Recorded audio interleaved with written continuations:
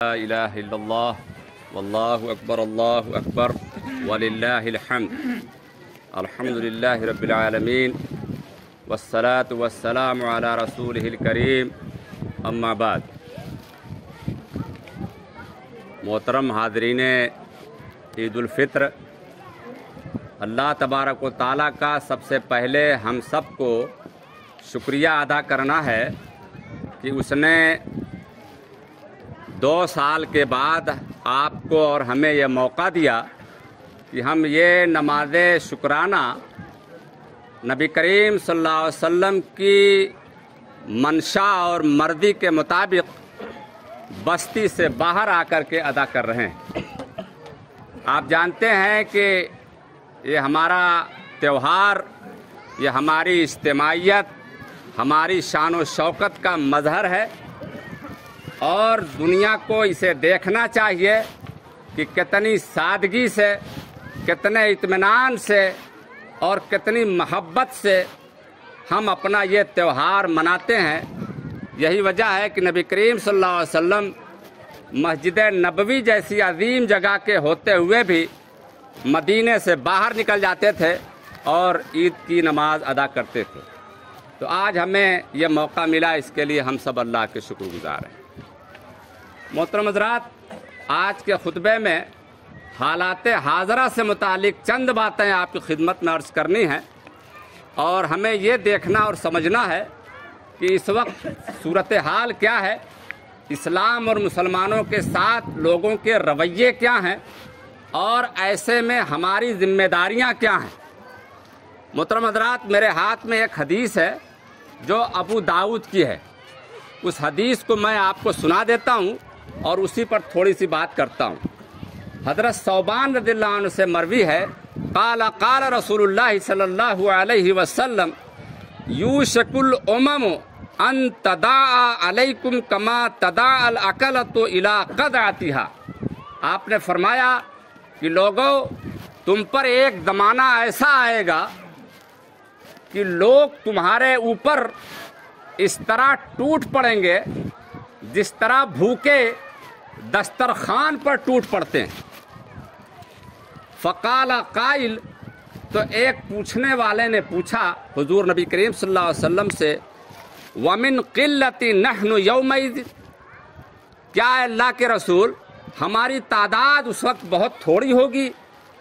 تو آپ نے جواب دیا، قال بل انتم یومئذ کثیر، نہیں، اس وقت تمہاری تعداد بہت ہوگی، تم کثیر تعداد میں ہوگے، وَلَكِنَّكُمْ غُصَاءٌ كَغُصَاءِ السَّيْلِ، لیکن تمہاری حیثیت پانی کے جھاگ کی مانند ہوگا، جو نظر تو آتا ہے بہت، آپ ندی میں دیکھیں، نالے میں دیکھیں، سمندر میں دیکھیں تو جھاگ نظر آئے گا بہت، تمہاری حیثیت جھاگ جیسی ہوگی۔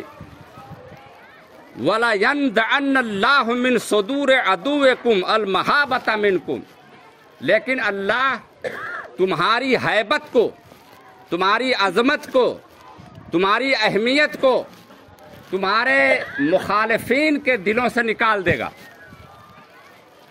وَلَيَقْذِفَنَّ اللَّهُ فِي قُلُوبِكُمُ الْوَهْنَ، اور تمہارے دلوں میں، یعنی ان کے دلوں میں جو تمہارے مخالفین ہیں، ان کے دلوں سے تمہاری ہیبت نکالے گا اور تمہارے دلوں میں وہن ڈالے گا، وہن۔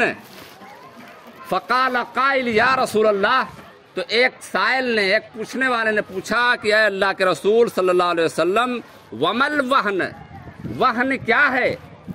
قال حب الدنیا وکراہیت الموت، آپ نے فرمایا کہ وہن یہ ہے کہ دنیا کی محبت تمہارے اندر رچ بس جائے گی اور موت سے، آخرت سے تمہیں نفرت ہوگی، یعنی موت اور آخرت کی طرف تمہاری توجہ نہیں ہوگی، دنیا کی طرف تمہاری توجہ ہوگی، تب تمہارا یہ حشر ہوگا۔ معزز سامعین، ہم جس دین کو مانتے ہیں، اس دین کی خوبی یہ ہے کہ اللہ تبارک و تعالیٰ نے قرآن مجید میں یہ وعدہ کیا ہے، انتم الاعلون ان کنتم مؤمنین، اگر تم مومن ہوگے، ایمان والے ہوگے، تو تمہاری सरबलंदी तुम्हारे सामने होगी, तुम इमाम होगे। लेकिन आज हम इमाम नहीं, मुक्तदी भी नहीं हैं, हमारी कोई हैसियत नहीं है। क्यों? ईमान के बारे में हमारा रवैया संजीदा नहीं है। हम दावा तो करते हैं कि हम मोमिन हैं, लेकिन हम हर जगह बेईमानी करते हैं। बेईमानी ईमान का उल्टा है। हम तिजारत करेंगे तो मिलावट करेंगे, झूठ बोलेंगे, बेईमानी करेंगे, कम नापेंगे, दूध देंगे तो पानी मिलाएंगे, तेल देंगे तो उसमें मिलावट करेंगे, बात करेंगे तो झूठ बोलेंगे, सारी बुराइयां हम करते हैं। ये ईमान के बिल्कुल मनाफी उमूर हैं, इसी को बेईमानी कहते हैं।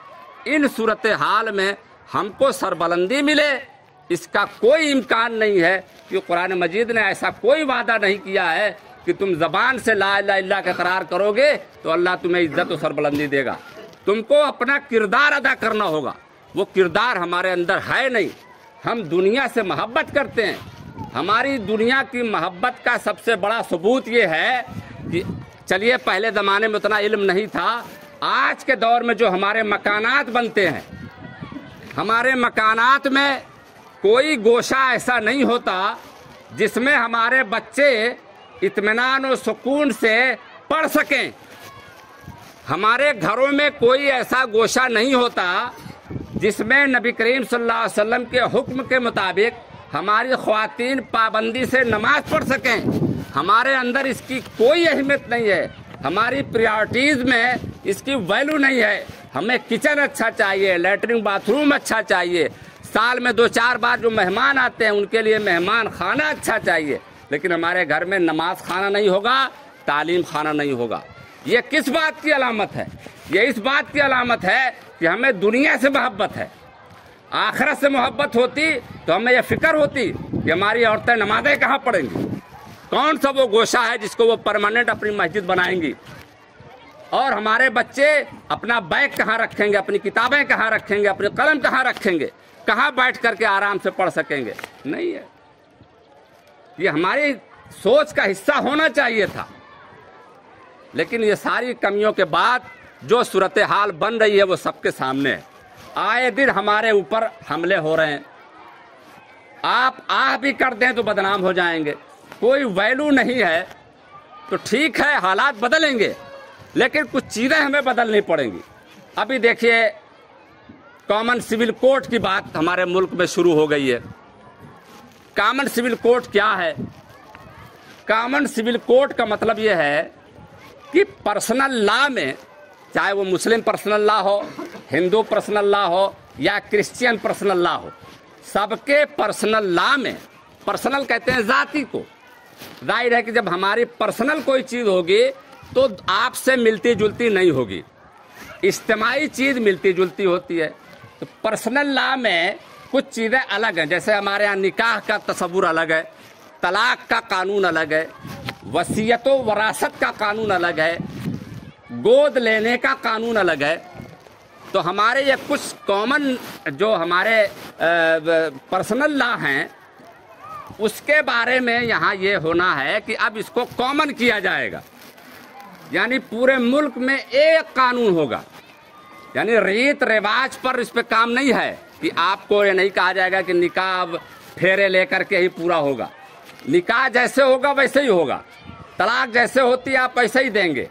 लेकिन जब कानून बनेगा तो उसमें ये होगा कि आप घर बैठ कर तलाक नहीं देंगे। तलाक देने का एक ही तरीका होगा, हर कोई कोर्ट में जाएगा, वहाँ अपनी बात रखेगा। वसीयत हम कर जाते हैं, हमारा अपना मसला है, उनका अपना मसला है, लेकिन यहाँ एक कानून बनेगा कि अब वसीयत ऐसे होगी। अब जैसे हमारे यहाँ लड़कियों को कानून शरीयत में हिस्सा देती है वरासत में, उनके यहाँ नहीं था, बाद में कानून में अमेंडमेंट किया तो उसमें भी अब थोड़ा बहुत मिलने लगा है जो गैर मुस्लिम भाई हमारे हैं, जो हिंदू बरादरान हैं। लेकिन अब ये कानून बनेगा तो एक जैसा होगा। तो जाहिर है कि पर्सनल लॉ में एक मुदाखलत तो है, और इस पर लोग बात करेंगे जो बुद्धिजीवी हैं, जो ज़हीन लोग हैं। लेकिन इस मुल्क में जहाँ लोग 60-70 साल से आराम से रह रहे थे, हालात दिन ब दिन ख़राब करते जा रहे हैं लोग, मुसलमानों के साथ बिलखुसूस। तो हमें थोड़ा अपने रवैये को बदलना है, اپنے اندر تھوڑا اجتماعیت پیدا کر دی. یہ کیا ہے؟ یہ اجتماعیت کا ایک اظہار. لیکن ہم جہاں باہر نکلے تو چھوٹے چھوٹے مسائل ہمارے درمیان آ جاتے ہیں. اب یہی رمضان گزرا ہے، تراویح کے جھگڑے. کیا ہے بھائی؟ ارے بھائی، دین کو طے کرنا نبی کریم صلی اللہ علیہ وسلم کی ذمہ داری تھی، طے کر کے چلے گئے. اب اگر کسی چیز کو طے نہیں کیا تو آپ طے کریں گے، ہم طے کریں گے. جب ہم طے کریں گے تو لاٹھیاں چلیں گی، اور یہی ہو رہا ہے. بھائی نبی صلی اللہ علیہ وسلم نے جب آزادی دی ہے کہ آپ جو چاہیں، جیسے چاہیں، جتنا چاہیں کریں، اب ہم جب طے کریں گے تو جھگڑا ہوگا. اس میں تو جھگڑا نہیں ہوا کہ عید کی نماز 2 رکعت ہے کہ 4 رکعت ہے، لیکن تکبیرات میں جھگڑا ہو جائے گا کہ تکبیرات 6 ہیں کہ 12 ہیں کہ 17 ہیں. نبی صلی اللہ علیہ وسلم نے جب طے نہیں کیا، بتایا نہیں اپنی زبان مبارک سے، تو پھر یہی ہوگا. آپ کہیں سے لائیں گے کہ فلاں تو اتنا کرتا تھا تو اتنا ہی صحیح ہوگا، فلاں تو اتنا کرتا تھا اتنا ہی صحیح ہوگا. آپ ان سب چیزوں میں پڑیں گے تو آپ کے اختلافات بڑھیں گے، دشمنیاں پیدا ہوں گی، اور دشمن آپ سے فائدہ اٹھائے گا. مجھے زیادہ باتیں نہیں کرنی، میں نے اشارے میں آپ کو بتا دیا ہے کہ حالات ملک میں ہمارے لیے بہت اچھے نہیں ہیں، لیکن ہمیں مایوس نہیں ہونا ہے. ولا تہنوا ولا تحزنوا، اللہ نے کہا کچھ نہیں، کوئی غم نہیں کرنا ہے، کوئی مایوس نہیں ہونا ہے. قرآن ہمارے لیے امرت ہے. وہ کہتا ہے کہ جب تم پر کوئی مصیبت آتی ہے، وَإِذَا أَصَابَتْهُمْ مُصِیبَةٌ، کوئی مصیبت ان پر آتی ہے، قَالُوا إِنَّا لِلَّهِ وَإِنَّا إِلَيْهِ رَاجِعُونَ، تو یہ پکار اٹھتے ہیں کہ ہم سب اللہ کے لیے ہیں، اور اللہ کی طرف وہ پلٹ لیتے ہیں. پھر وہ فالتو کام نہیں کرتے. یہ جذباتی قوم ہے، نعرے لگاتی ہے، پتھر مارتی ہے. یہ نعرے اور پتھر سے نہ قومیں آگے گئی ہیں اور نہ جائیں گی. ہم ان کے برابر نہیں ہو سکتے. وہ نعرے لگائیں، شور کریں، چلائیں، ہم نعرے نہیں لگائیں گے. ہم علم کی دنیا میں آگے بڑھیں گے، ہم معیشت کے دنیا میں آگے بڑھیں گے، ہم قانون کی دنیا میں آگے بڑھیں گے، ہم اور اس طرح کے جو ملک کو ترقی دینے والے میدان ہیں اس میں آگے بڑھیں گے. ان کی موت مر جائیں گے یا اپنے آپ مر جائیں گے. آپ ہم کو گالی دیں اور میں مسکراؤں، آپ جل بھون کر کے بے ہوش ہو جائیں گے. آپ کو خوشی اس وقت ملتی ہے جب آپ کی گالی پہ میں ڈبل گالی دوں. اب میں یہ سمجھتا ہوں کہ میں تو ڈبل دیا، لیکن سامنے والا خوش ہو جاتا ہے. لیکن آپ خاموش ہو جائیں تو سامنے والا اندر سے جل بھون کر کے آگ ہو جاتا ہے. تو ہمیں دشمنی نبھانا بھی نہیں آتا، اور آخری میں اپنی جان کو ہمیں قربان بھی کرنا ہے. رمضان میں ہم نے جان کی قربانی دی ہے. ہم نے بھوک پیاس کر کے اپنی جان کو پریشان کیا ہے. اس بات کو بتاتے ہوئے کہ اللہ تیرا اگر حکم آئے گا تو اپنی جان بھی دے دیں گے. اس ملک کے لیے، اس ملت کے لیے، اس دین کے لیے. یہ قوم نہ کبھی پیچھے رہی ہے نہ پیچھے رہے گی. لیکن یہ آئے دن کے جھگڑوں سے ہمیں بچنا ہے، ہمیں جواب نہیں دینا ہے. ہمیں جو یہاں کا قانون ہے اس کے مطابق معاملات کو حل کروانے ہیں. دیکھتے ہیں اتنی بڑی آبادی ہے، ایسے ہی کوئی نقصان تو نہیں پہنچا سکتا. اس ملک کی آدھی سے زیادہ آبادی ہمارے ساتھ ہے. چند لوگ ہیں جو فرقہ پرست ہیں، ہمارے اندر بھی ویسے ہی کچھ لوگ ہیں. تو اللہ تعالیٰ سے دعا ہے کہ ہماری اس اجتماعیت کو، ہماری اس محبت کو برقرار رکھے. جیسا کہ اعلان ہوا ہے کہ ہم اپنی روایات کو زندہ رکھیں گے.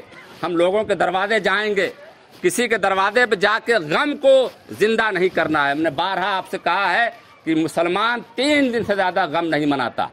یہ خوشی عید کی اللہ تعالیٰ کی طرف سے تحفہ ہے.